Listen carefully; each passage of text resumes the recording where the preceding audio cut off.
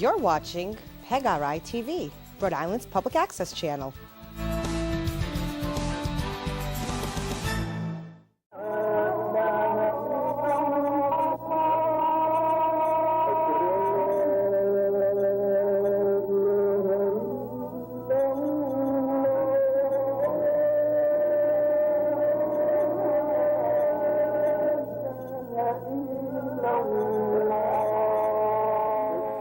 Salam. Salam. My name is Sheikh Abu Hakim Abdullah, President Chairman of Al Masjid Sharia of Law, a non-profit religious organization operating in the state of Rhode Island, USA.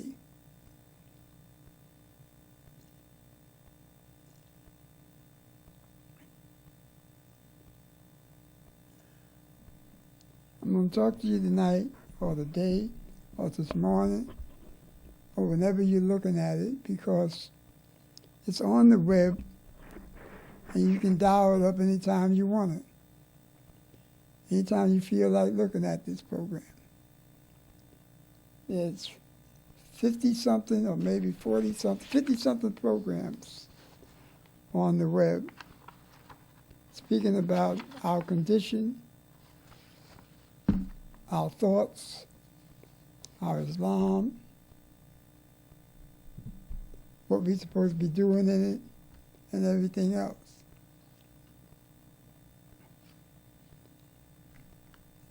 Not talking about anything other than that.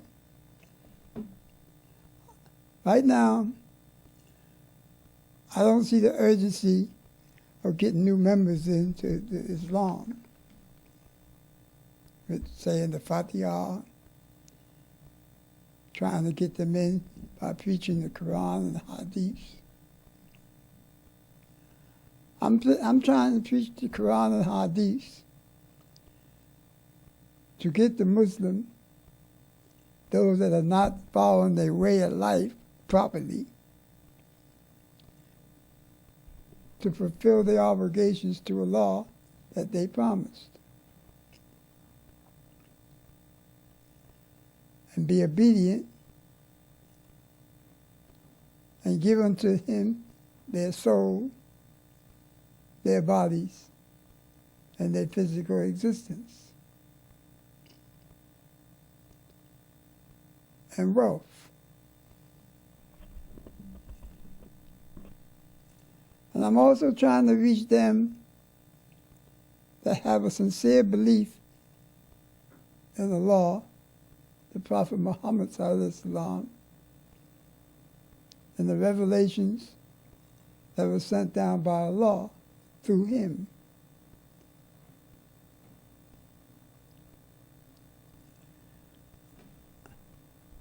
Because right now we need to get them together to work on cleaning up the deen.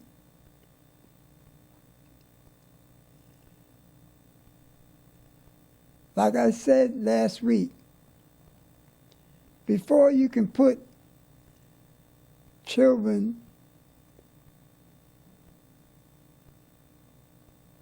teenage adults,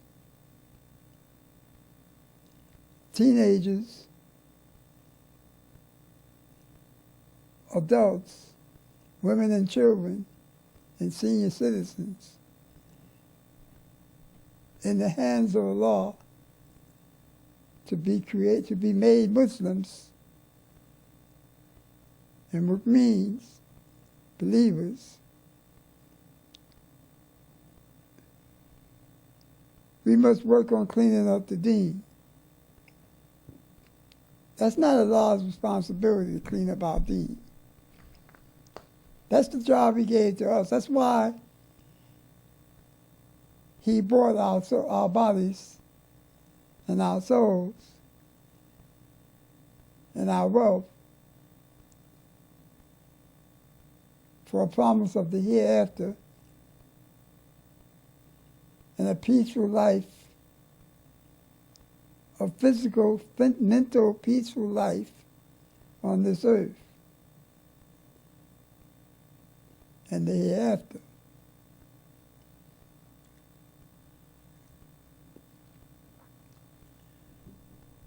But for some reason,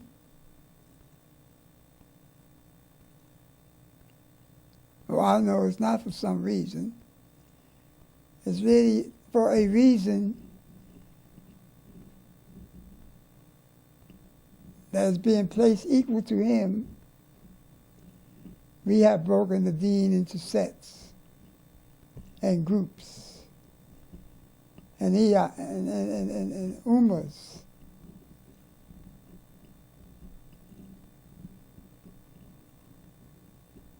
And everything else other than a firm, strong,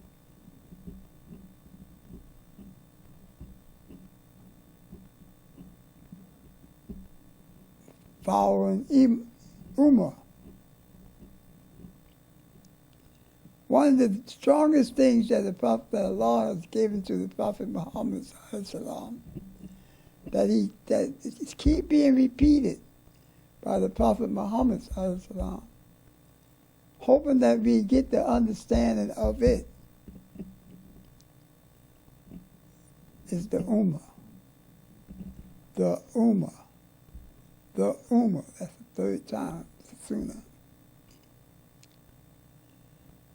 And we haven't got the Ummah in our minds and understood the power of it yet.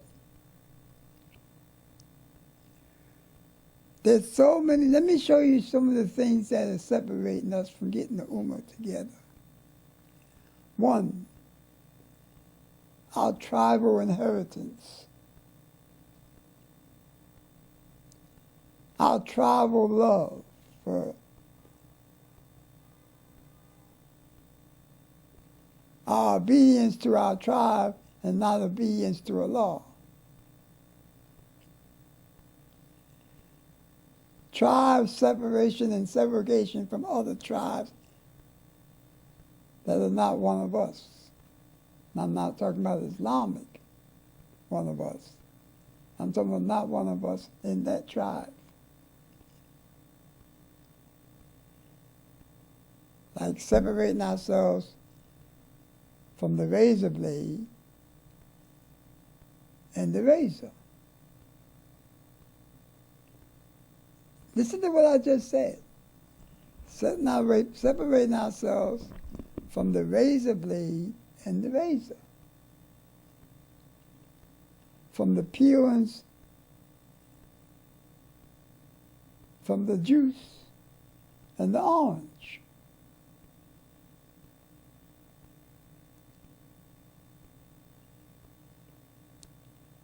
Take away the juice and the orange will wither and die. Destroy the orange and the juice will just disappear and spoil. Separate the razor from the blade, from the razor blade, and you won't be able to shave the parts of the body you're supposed to shave. You don't have anything. This is what's happening to us and what we're doing. And I've been trying to sing this song to you and play this music for you to dance by for some time. Some years. I've been saying the same thing to you. You the Muslim. You the believer.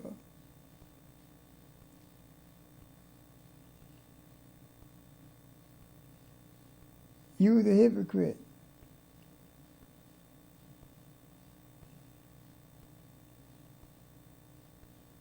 All these different people in the deen of Allah.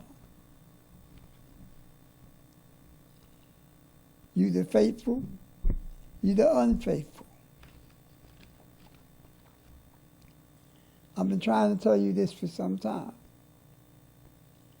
You want to see how powerful the Ummah is. Look at what the Ummah means. The Ummah is the first time that a bunch of people, all different races of people, all different types of people, all different levels of people are brought together in one complete organized organization, organized group called a Ummah, to worship one God, Allah, to follow one man, the Prophet Muhammad sallallahu alaihi wasallam. From all different walks of life, all different countries at that time, all different states and cities, all different tribes and groups.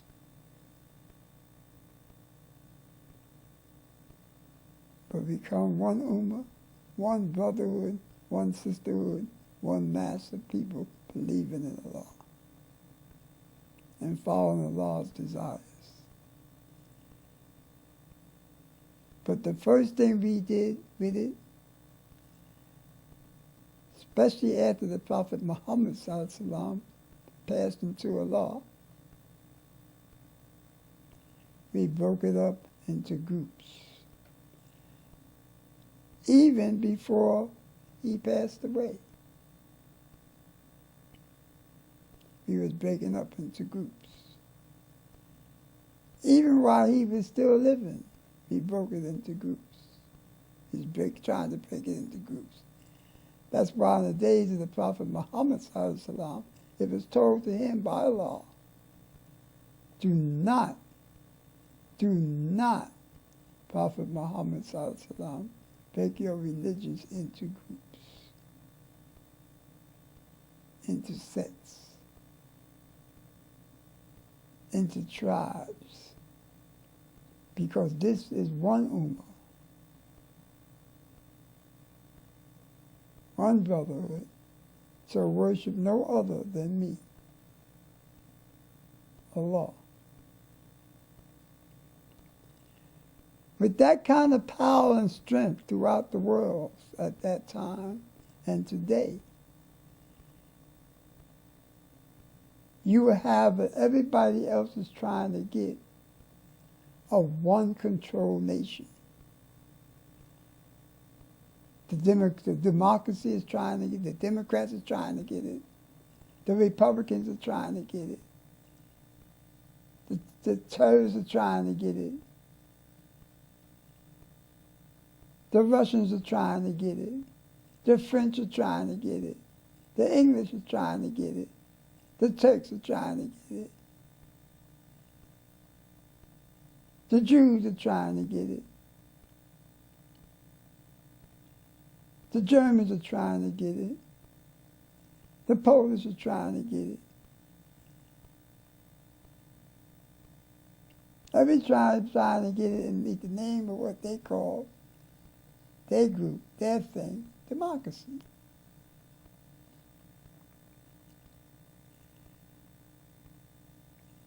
And you trying to give it away. You have it and trying to give it away. It's in your books. You have broken it up into groups.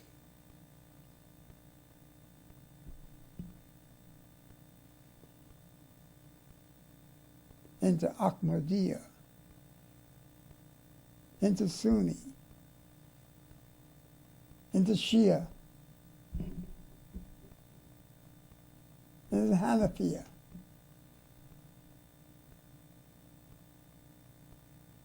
And so on and so on and so on and so on and so on.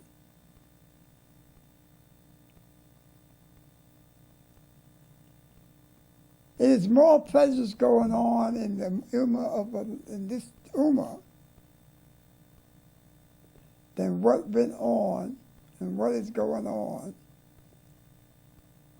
in the world today, in Mississippi, in Georgia, in Alabama, in Poland, in Sweden, in all these different countries put together.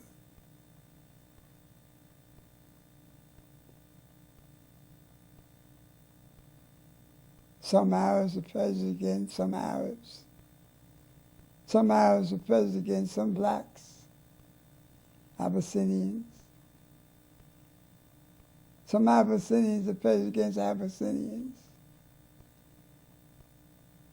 You got classism in Turkey. You got classism in Pakistan. You got classism in India. You got classism all over the world in different Muslim organizations and packs. And not trying to change it back. And with your actions and deeds, you are destroying the Islam, the reputation of the Islam. You cannot destroy the Islam. The Islam will never be destroyed. Once it was produced by Allah, it's going to remain produced by Allah. It might lay somewhere and never be used by anybody, but it's not destroyed. I know that's heavy for you to understand, but that's the truth. You cannot drop a bomb, a big bomb, on Mecca and destroy the whole Islam. Because you got 5-year-old kids that can repeat every word of the Islam, of the Quran and the Hadiths, in Arabic and English, and Polish, and German, and French, and Latin.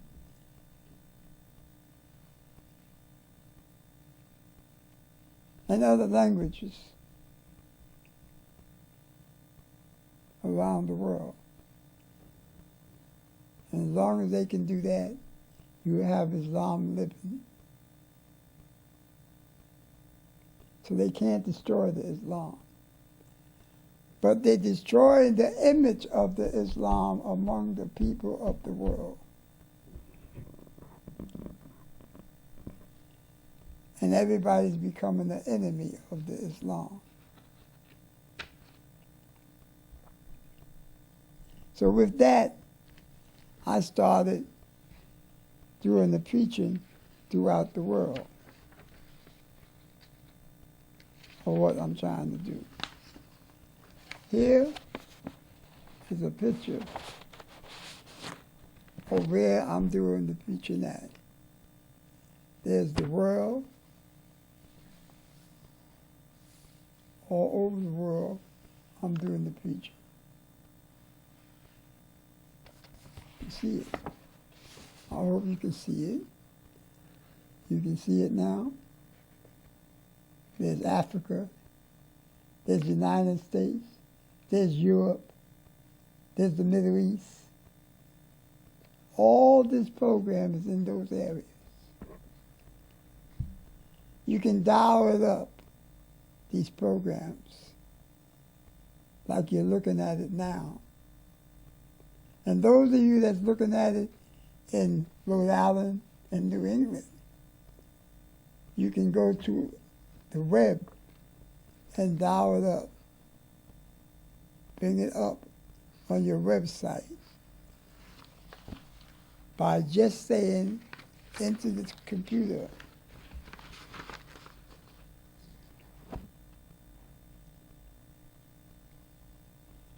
www.youtube.com, user Sheikh Abdullah 7. Sheikh Abdullah 7.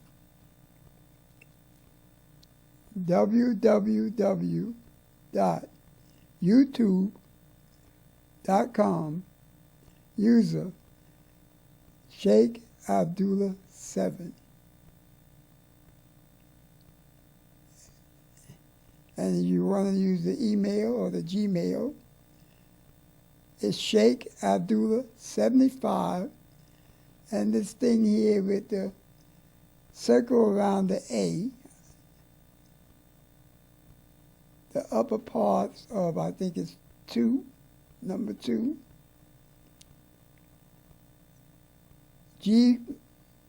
gmail.com. And you would see these things and see this on the computer. On this computer,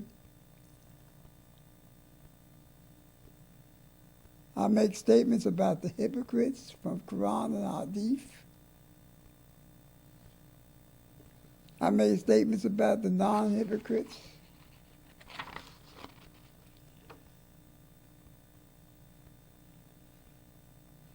I make statements about sadaqat and zakat.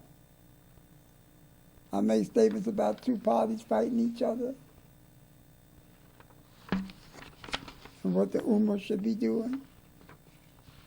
In there is also an address for AMSA, the way, an interconnect cable television show that comes on twice a week in New England, out of Rhode Island, Mondays at 5 p.m. and Thursdays at 7 p.m. on 2 of the major networks in the United States, Cox and Verizon. On Cox is 14, channel 14. On Verizon is 33.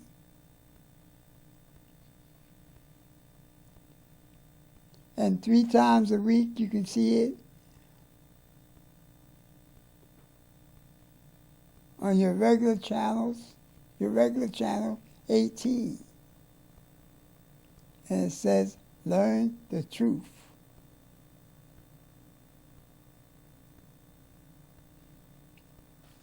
So I advise you to look at it,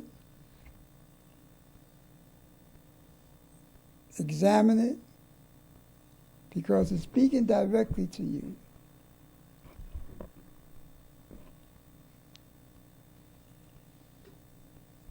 And I'm not saying it's the only brother doing this, but it's telling you to stand up against these hypocrites. But offer them your hand first as a holder to come back to the Salika Mustaqim fully. And if they refuse that hand and do what they want to do, then you have to do what you want to do. You have to do. And you have to do like the Jew and the Prophet Muhammad ﷺ did one day in the street when they met. And they were talking about the different religions and what they were supposed to be doing and whatnot. And the Prophet Muhammad ﷺ said to the Jew, to you, yours, and to me, mine. You're not going to worship and believe what I worship and believe, and I'm not going to worship and believe what you worship and believe. To you, your way, and to me, mine. And let us part in peace. Salam.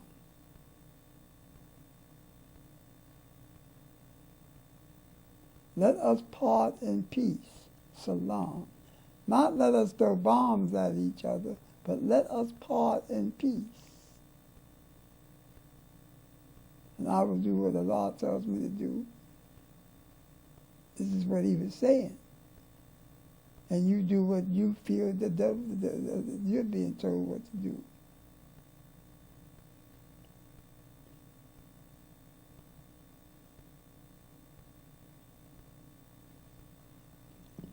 So, this is what I'm talking about. I'm trying to keep the deen pure. I'm trying to follow Allah's words like he told us to do.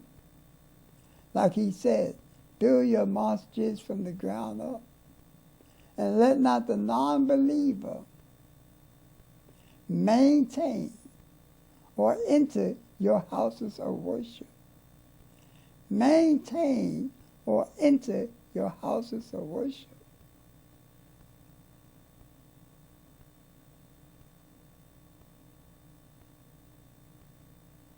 This is what we're supposed to be doing. Not turn around and making a storefront church, a storefront liquor store, or a fish store, or a shoe store, and call it a masjid. Because that is a Beit Masali. It's a way place to make prayer. If you don't have a masjid in the city, and running so far, you make prayer there. You make Juma there. You can't get to Juma in the mosque. But it's not a masjid. It's a Beit Masali. Some of you are calling it a community center, and still calling it a masjid. But you're trying, you're saying one word to call them, not to say masjid. At the same time, you're calling the community center a masjid. Look at the moves you're making. Look what you're saying to yourselves. You must get together if you have to save pennies. Get together and buy bricks. Get together and buy cement. Get together and buy the mortar that you have to use. Get together and make your own benches and stuff, which we don't use. Only the sick use the benches. But get together and build your own masjid. Do like the Christians are doing. Do like the Jews is doing. Do like the Puerto Ricans is doing, the Spanish is doing, the Greeks are doing, the Germans are doing.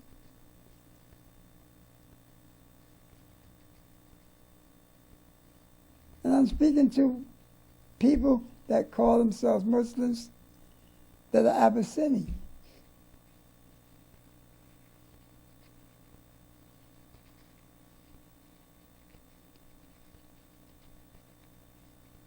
If the people that have money, that have billions of dollars, and can take 1 billion of them billions of dollars they got and build a masjid in every city and town that are worthy to be a place for pray underneath Allah's name, is not going to give you no money or no help as being your brothers and sisters in the Ummah, then do it yourself.